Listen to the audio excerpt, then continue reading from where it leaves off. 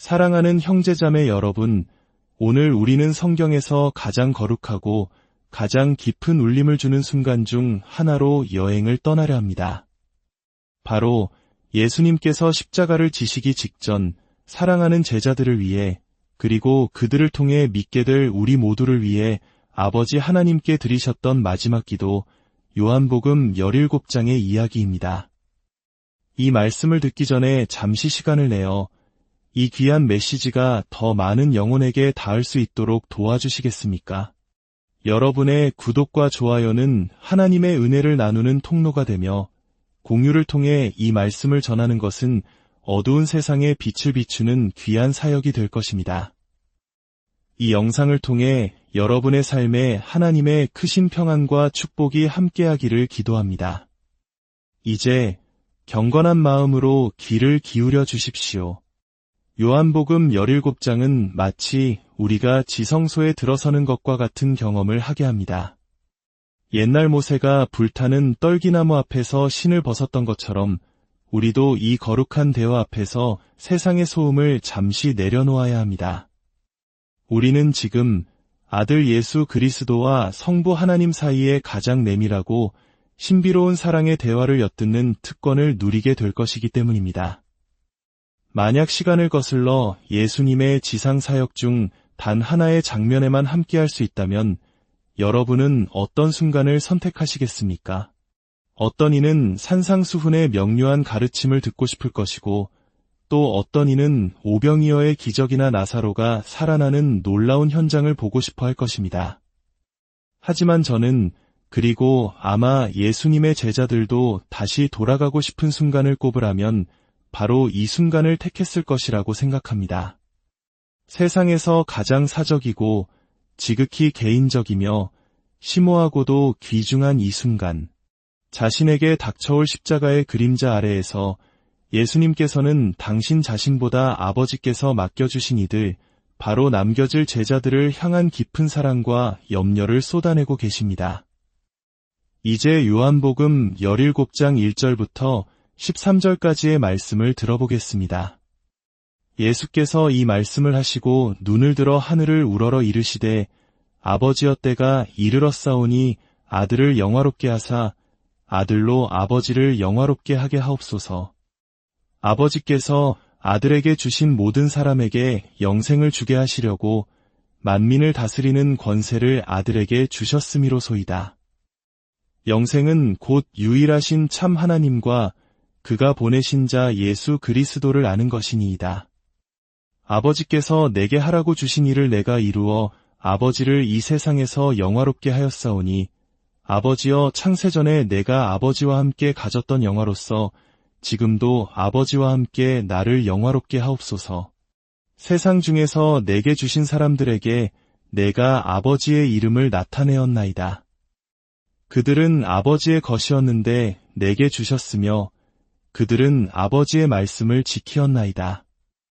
지금 그들은 아버지께서 내게 주신 것이 다 아버지로부터 온 것인 줄 알았나이다. 나는 아버지께서 내게 주신 말씀들을 그들에게 주었사오며 그들은 이것을 받고 내가 아버지께로부터 나온 줄을 참으로 아오며 아버지께서 나를 보내신 줄도 믿었사옵나이다. 내가 그들을 위하여 비옵나니 내가 비옵는 것은 세상을 위함이 아니요 내게 주신 자들을 위함이니이다. 그들은 아버지의 것이로소이다.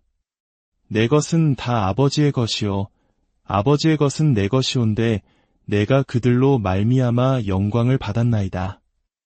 나는 세상에 더 있지 아니하오나 그들은 세상에 있사옵고 나는 아버지께로 가옵나니 거룩하신 아버지여 내게 주신 아버지의 이름으로 그들을 보전하사 우리와 같이 그들도 하나가 되게 하옵소서. 내가 그들과 함께 있을 때에 내게 주신 아버지의 이름으로 그들을 보전하고 지키었나이다.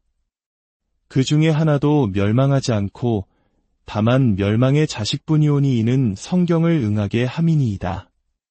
지금 내가 아버지께로 가오니 내가 세상에서 이 말을 하옵는 것은 그들로 내 기쁨을 그들 안에 충만히 가지게 하려 함이니이다. 아멘. 은혜로우신 하나님 아버지, 당신의 진리의 말씀을 저희 마음 깊은 곳에 심어주시옵소서. 저희를 빚으시고 만들어주시사 모든 이름 위에 뛰어난 이름을 가지신 당신의 아들 예수 그리스도의 형상을 닮아가게 하옵소서. 그 이름 앞에 언젠가 모든 무릎이 꿇고 모든 혀가 예수 그리스도는 주님이시라 고백하며 하늘에 계신 우리 아버지께 영광을 돌리게 될 줄 믿습니다. 아멘. 예수님께서는 곧 닥쳐올 배신과 고난, 채찍질과 십자가의 죽음을 불과 몇 시간 앞두고 계셨습니다. 그 극심한 고통의 문턱에서 그분의 마음은 온전히 세상에 남겨질 제자들에게 향해 있었습니다. 11절에서 예수님은 이렇게 말씀하십니다. 나는 세상에 더 있지 아니하오나 그들은 세상에 있사옵고 나는 아버지께로 가옵나니 이것은 단순히 물리적인 떠남을 의미하는 것이 아닙니다.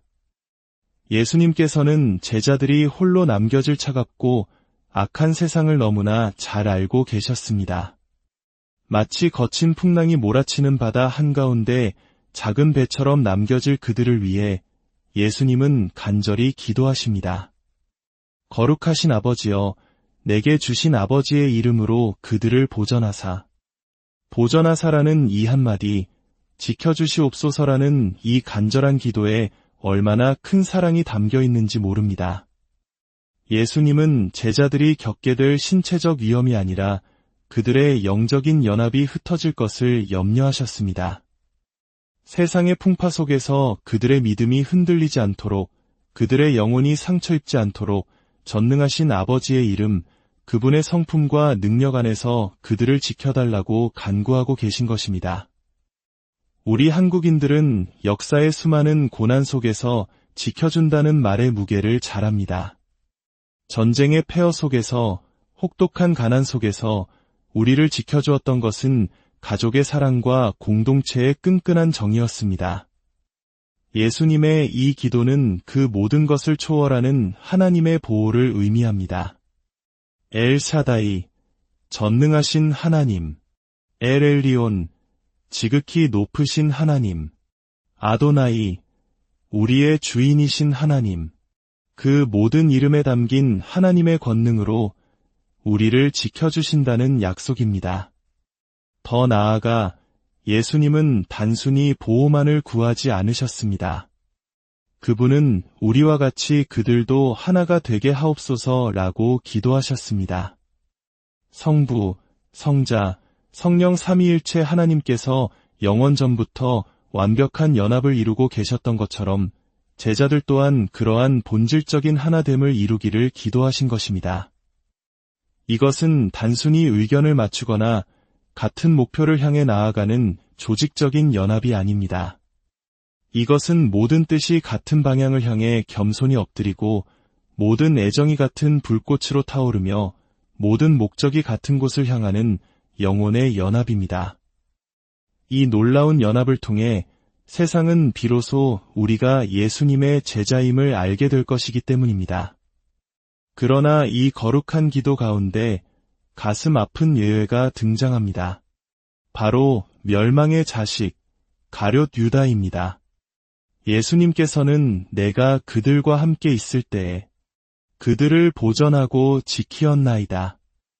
그 중에 하나도 멸망하지 않고 다만 멸망의 자식뿐이오니 라고 말씀하십니다. 이것은 하나님의 보호가 실패했다는 뜻이 결코 아닙니다. 유다는 처음부터 아버지께서 아들에게 주신 자가 아니었습니다. 그는 무리 안에 있었지만 가족의 일원은 아니었던 것입니다. 마치 가까운 친구였지만 결코 한 식구는 아니었던 것처럼 말입니다. 여기서 우리는 신앙의 가장 심오한 신비와 마주하게 됩니다. 유다의 배신은 구약 성경에 이미 예언되어 있었습니다. 시편 41편에는 내가 신뢰하여 내 떡을 나눠 먹던 나의 가까운 친구도 나를 대적하여 그의 발꿈치를 들었나이다 라는 구절이 있습니다. 그렇다고 해서 유다의 책임이 면제되는 것은 아닙니다. 예언은 그의 자유의지를 빼앗은 것이 아니라 그가 스스로 내릴 선택을 미리 내다본 것입니다. 그가 내린 모든 결정, 모든 행동은 전적으로 그 자신의 책임이었습니다. 하나님께서는 유다의 악함조차도 당신의 영원하고 선하신 구속의 계획을 이루는데 사용하셨을 뿐입니다. 이 사실은 우리를 두렵고 떨리는 마음으로 자신을 돌아보게 합니다. 유다는 누구보다 가까이서 예수님의 말씀을 들었고 기적을 목격했으며 제자들과 함께 생활했습니다. 그러나 그는 결국 멸망의 길을 택했습니다. 이것은 오늘날 우리에게도 동일한 질문을 던집니다. 나는 그저 교회라는 공동체 안에 머물러 있는 구경꾼인가? 아니면 진정으로 그리스도께 속한 하나님의 자녀인가? 우리의 구원은 교회의 출석이나 세례와 같은 외적인 행위가 아니라 오직 회개하는 마음으로 예수 그리스도를 나의 구주로 영접하는 믿음에 달려있음을 기억해야 합니다. 이제 예수님의 기도는 마지막으로 가장 빛나는 지점으로 우리를 인도합니다. 13절입니다. 지금 내가 아버지께로 가오니 내가 세상에서 이 말을 하옵는 것은 그들로 내 기쁨을 그들 안에 충만히 가지게 하려 함이니이다. 보호받고 하나가 된 제자들이 마지막으로 받게 될 선물, 그것은 바로 예수님의 기쁨이었습니다. 여기서 말하는 기쁨은 세상이 주는 행복과는 근본적으로 다릅니다. 행복은 일시적인 상황에 대한 즉각적인 반응입니다. 어제 응원하던 야구팀이 극적인 역전승을 거두었을 때 느꼈던 짜릿함은 오늘까지 이어지지 않을 수 있습니다. 그것은 상황에 따라 왔다가 사라지는 감정입니다.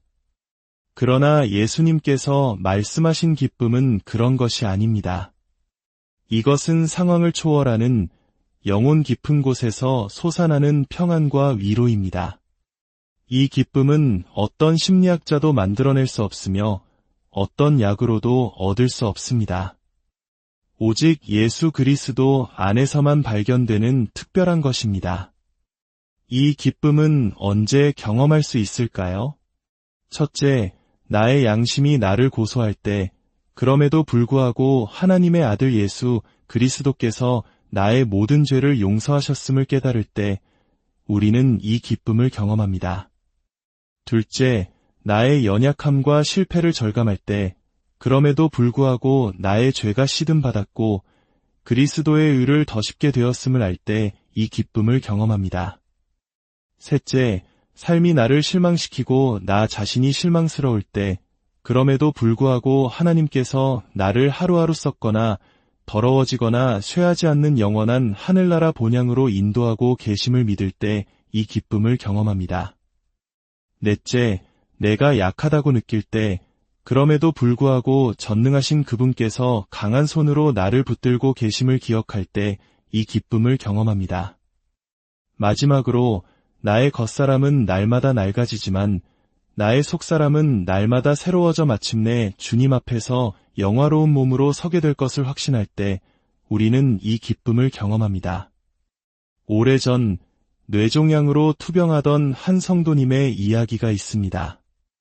그는 죽음의 그림자 속에서도 예수님과의 깊은 관계 속에서 놀라운 기쁨을 누렸습니다. 어느 날 아침 그를 돌보던 간호사는 그의 병상 기록지에 이렇게 적었다고 합니다. 환자 X씨, 상황에 맞지 않게 부적절할 정도로 기쁨에 차 있음. 부적절할 정도로 기쁨에 찬 상태, 이것이 바로 세상이 이해할 수 없는 그리스도인의 기쁨입니다. 이것이 바로 예수님께서 우리에게 주시길 원했던 그분의 기쁨입니다.